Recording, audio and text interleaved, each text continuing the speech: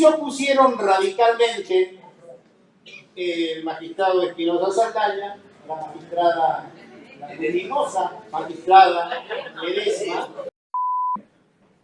¡Viva Vox!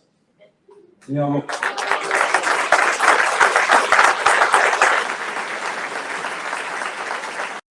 Aprobamos la democratización del directorio de la SUNEDU, la caja chica caviar, ¿no? También pusieron el grito al cielo, ¿no es cierto? Les dolió en el alma y hasta hoy les sigue doliendo. Un Estado destruido por las circunstancias y secuestrado por comunistas y caviares, Pedro Castillo se alzó como presidente en el 2021 en unas elecciones que aún despiertan dudas sobre las máximas autoridades electorales, pero que están edulcoradas con los cuentos románticos de la izquierda que pintaron a Castillo como el buen salvaje. Y yo creo que aquí todos tienen que agradecer al Congreso.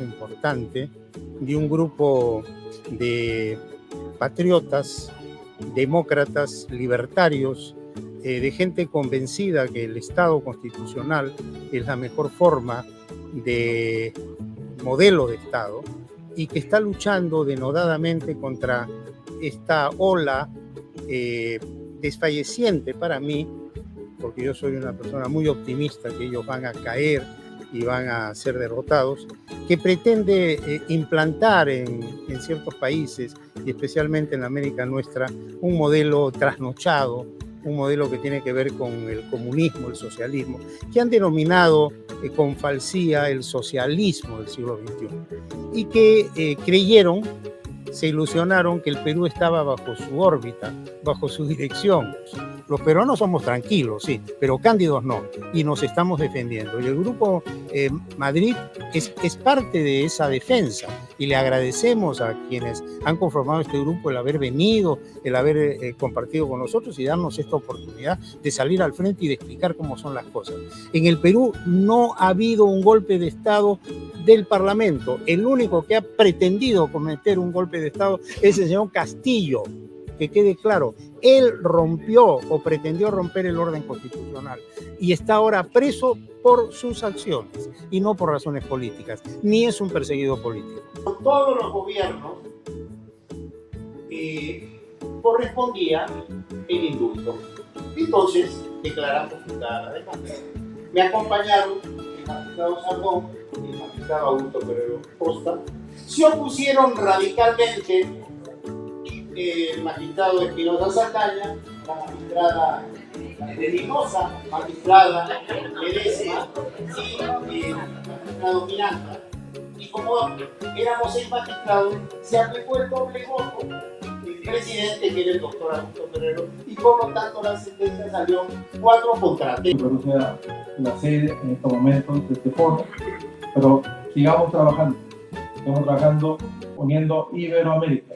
Incluyamos Brasil, incluyamos Portugal, que creo que tenemos muchos nexos y una ventaja enorme, el idioma, ¿no? y la cultura. Tenemos mucho que compartir y mucho que trabajar juntos para sacar de la pobreza a todo Iberoamérica. ¡Viva Vox! ¡Viva Vox!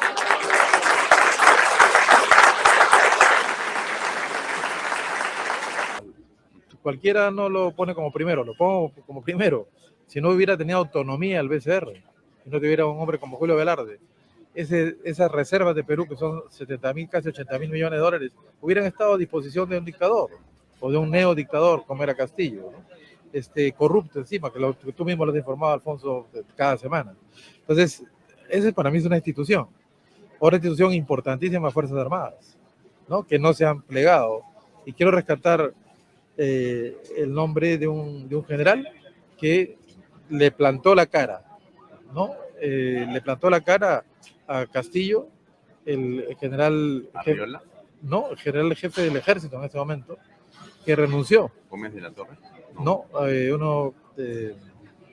bueno, no importa, él sabe muy bien a qué me refiero. Que le plantó la cara, renunció y lo dejó sin línea de mando. Si ese evento no se daba... El día 7 de diciembre. El día 7 de diciembre. No me acuerdo el nombre, pero sí, había una Córdoba, persona que ha sido Córdoba.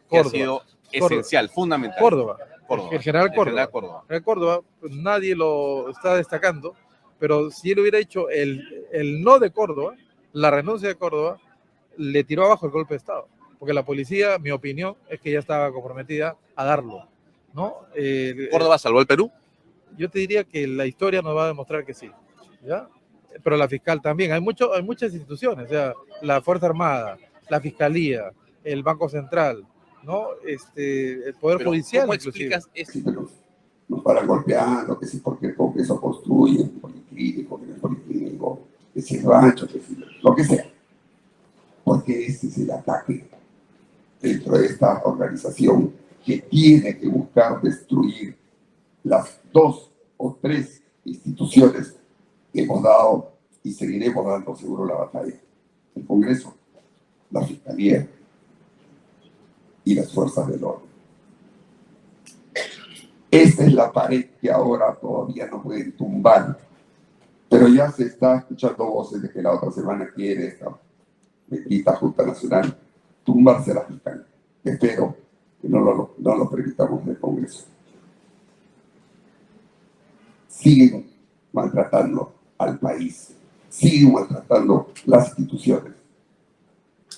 Yo desde acá hago una última invocación para ya cortar, ya lo tenía digo que estoy caminando.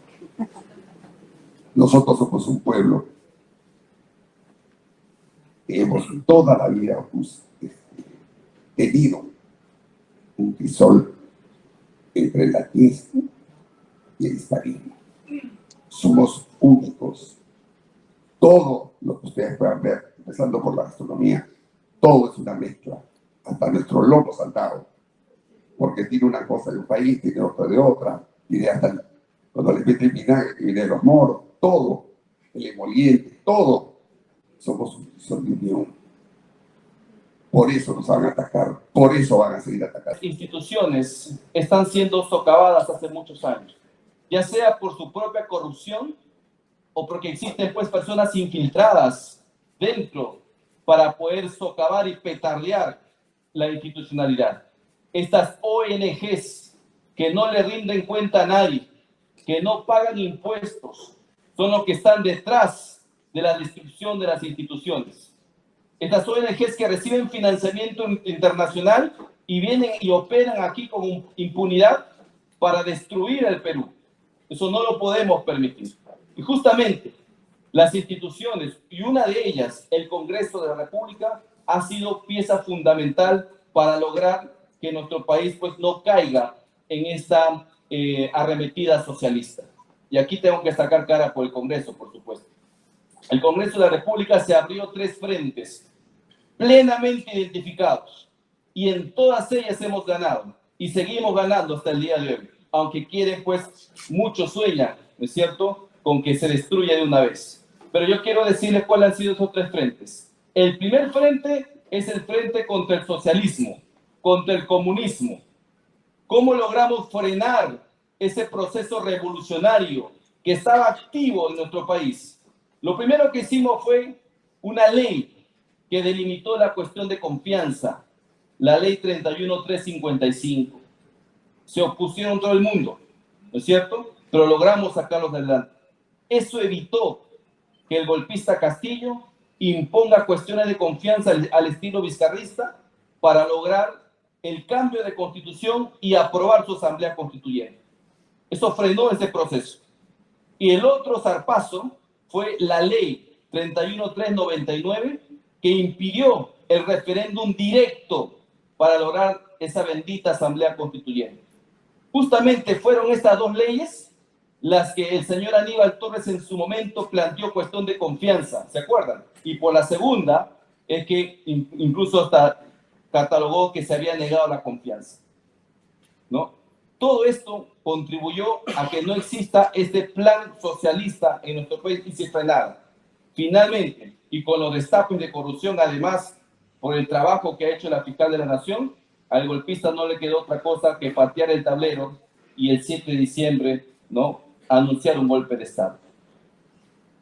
El otro frente que se abrió fue el frente contra lo que nosotros llamamos los caviares, el mercantilismo caviar, ¿no? Allí aprobamos leyes también tomamos acciones que pues lo desestabilizaron completamente y empezaron a darse cuenta de la amenaza contra el copamiento a la que ellos estaban acostumbrados. Uno de ellos fue la elección de los miembros del Tribunal Constitucional, porque el Tribunal Constitucional anterior estaba copado por caviares.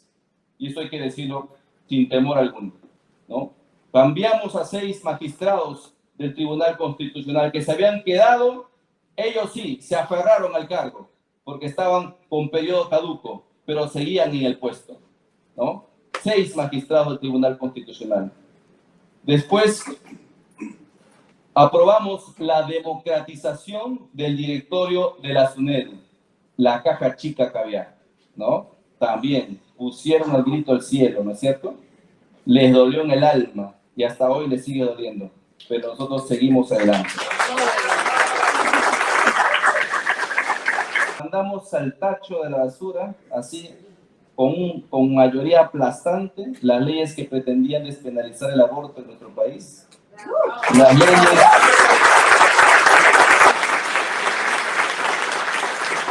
Esa ley que pretendía deconstruirnos a los hombres. Estamos mal hechos según las feministas, ¿no? Muchísimas gracias. ¡Que viva la vida! ¡Que viva la libertad! ¡Que viva el Perú! Para los que no me conocen, soy Patti Chirinos, congresista de la República del Perú y del partido Avanza País y firmante de la Carta de Madrid. Y al igual que todos ustedes, soy una fiel creyente y defensora de los valores que sostienen nuestras sociedades, los valores del trabajo duro y la tradición. Empiezo dándoles una muy buena noticia. Luego del gobierno nefasto de Pedro Castillo y del golpe de Estado que perpetró en Televisión Nacional, que acabó con su estadía en el sillón de Pizarro y lo mandó a toda justicia a prisión, un grupo de izquierdistas autodenominado Misión de Solidaridad Internacional y de Derechos Humanos llegó a nuestro país con el único objetivo de alentar la violencia que Castillo había desatado y diseminar una falsa narrativa funcional a sus intereses. Los denuncié públicamente desde el primer momento. Expuse sus antecedentes en Colombia, Bolivia y Ecuador. E incluso el gobierno peruano recibió la advertencia de la senadora Cabal de Colombia, a quien hoy agradezco su preocupación. Gracias, senadora Cabal. Frente a esta amenaza, solicité formalmente se tomen acciones inmediatas contra esos personajes, a fin de salvaguardar la integridad de los peruanos y la soberanía nacional. Y hace unos días recibí una comunicación de la autoridad migratoria peruana. Por eso les anuncio que desde ahora y en adelante, todas aquellas personas que formaron parte de esa falsa misión de solidaridad no podrán entrar nunca más a nuestro país.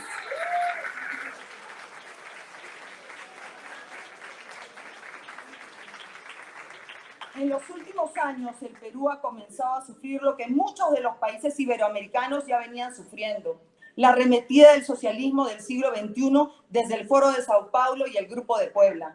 Sin embargo, este país había sido renuente a sus manipulaciones debido a hechos lamentables de nuestra historia. Entre la década del 80 y 90 sufrimos el ataque de uno de los más sanguinarios grupos terroristas de la región y el mundo. Hablo de Sendero Luminoso, por supuesto, la organización terrorista inspirada en las guerrillas y el maoísmo, que le declaró la guerra al país y nos dejó el saldo de aproximadamente 70,000 muertos. Pero al dolor que provocó la izquierda terrorista cuando en el país empezaba la pacificación, le siguieron las políticas de mercado de los años 90. Eso sí fue una buena noticia. Nos abrimos al mundo y rompimos todos los récords de crecimiento en la región. Se comenzó a hablar del milagro peruano. En el año 2008, por ejemplo, nuestra economía creció más de 9%. Éramos un país que rechazaba a la izquierda por violenta y nos sumamos a las dinámicas económicas internacionales. La senda al desarrollo parecía constituida, pero nos olvidamos y ningún peruano me permitirá mentir del trabajo político. Ceder ese espacio de poder permitió que los izquierdistas lo tomen. Así fueron copando instituciones como la prensa, las universidades y las artes. Se apoderaron y tergiversaron la realidad y el lenguaje, poniéndolos al servicio de su ideología. E incluso echaron raíces en el sistema de justicia y los jurados electorales para favorecer o dañar a quienes a ellos les daba la gana. Con buena parte de los poderes formales y fácticos tomados comenzaron los atropellos contra la estructura misma del Estado y nuestra democracia. En el año 2019, con una gran estrategia de opinión pública para eludir la verdad, se cerró inconstitucionalmente el Congreso. El dictador Martín Vizcarra, que fungió de presidente y se alió con la izquierda, lo perpetró y la historia jamás me permitirá mentir. Y en el 2020 vino el aluvión. La pandemia nos golpeó, arrojó a millones de peruanos a la pobreza y solo en ese año murieron más de 100.000 compatriotas. Luego de un cuarto de siglo de gran crecimiento, el Perú estaba nuevamente de luto, pero ya no eran los 80. Esta vez los izquierdistas no intentaban tomar el poder mediante el terror, sino que ya habían capturado las instituciones gracias al poder de los caviares y a su aliado Vizcarra, uno de los peores presidentes de la historia de la República. Ahí coincidimos todos.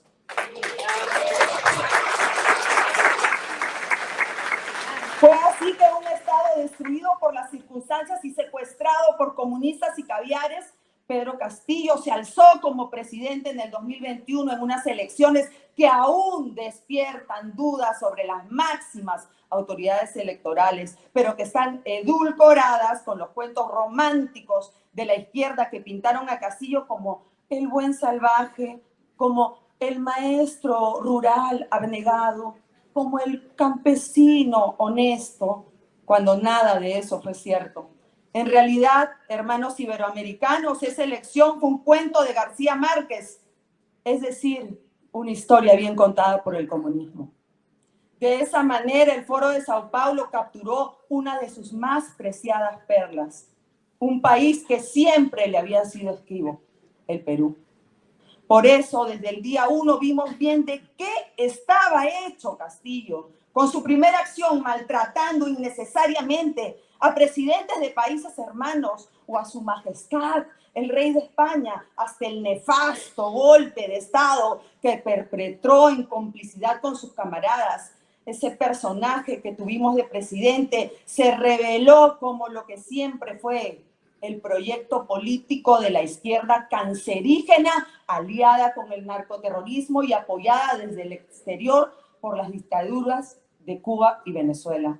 Así empezó también desde el primer día mi lucha contra el más corrupto y destructor gobierno que haya tenido el Perú.